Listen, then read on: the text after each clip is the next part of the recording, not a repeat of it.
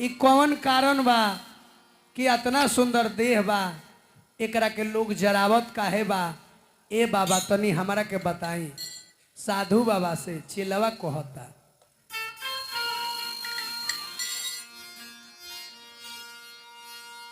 आर पूछत रहला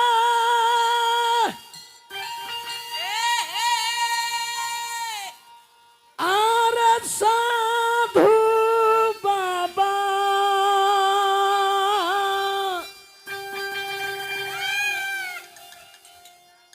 अरे सच बतियाई हमारे काबा।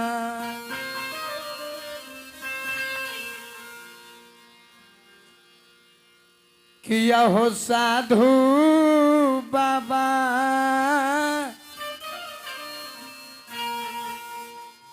कौन करनवा योगिया देवेला एरा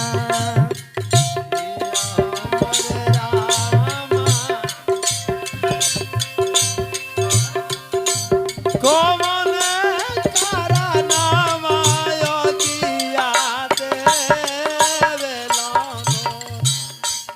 आहो साधु बाबा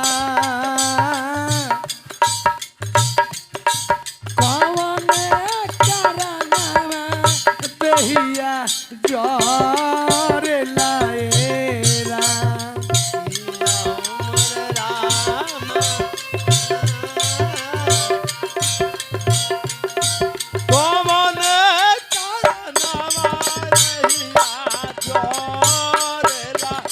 साधु बाबा कहत रे, चेला भी कह रहा बा कि ये बाबा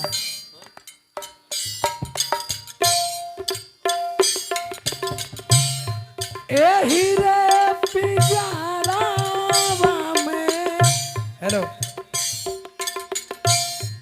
बड़ी सुखवा पवनिए राम। एही रे पिंजरावा में बड़ी सुख पवनिए राम। ए विशेषर चाचा एही रे अरे पिंजरावा में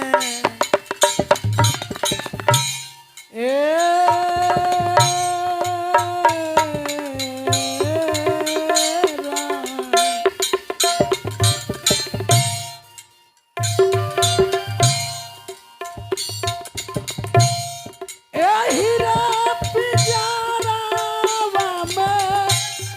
बड़ी सुखवा पवनिए राम।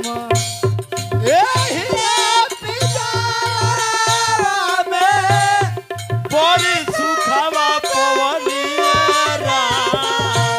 आहो साधु बाबा कौन करनवा देहिया जोरेला एरा।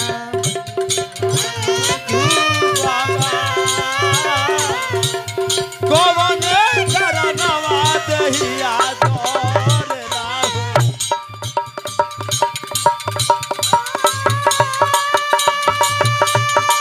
हई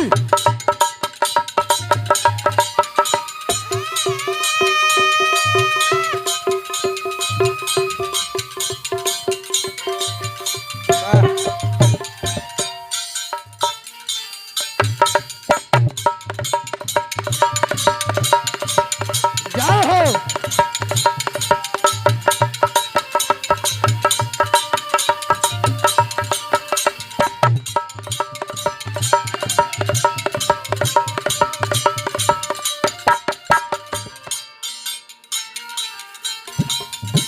जिया मास्टर साहब गुरु जी।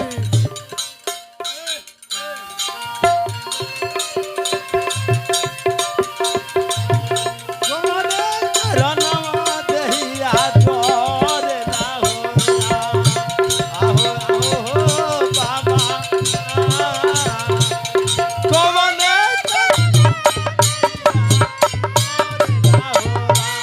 लास्ट में जवाब साधु बाबा को देत बानी आ कहतनी कि देह चलते जड़ावल जाला कि 5 तत्व के इस शरीर बा छितगल पावक गगन समीरा आ 5 व तत्व रची अधम शरीर यही चलते जड़ावल जाला।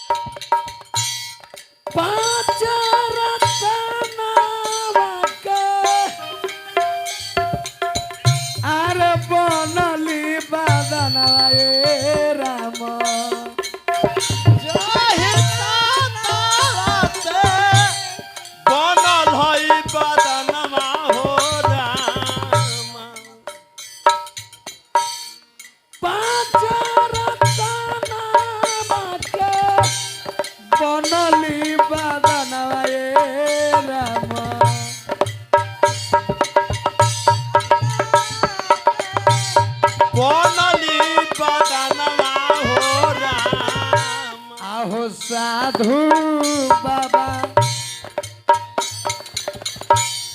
एही रे करनवा देहिया चोर लाएला आहे आहे सामा एही रे करनवा देहिया चोर लाएला हो साधु बाबा एही रे करनवा देहिया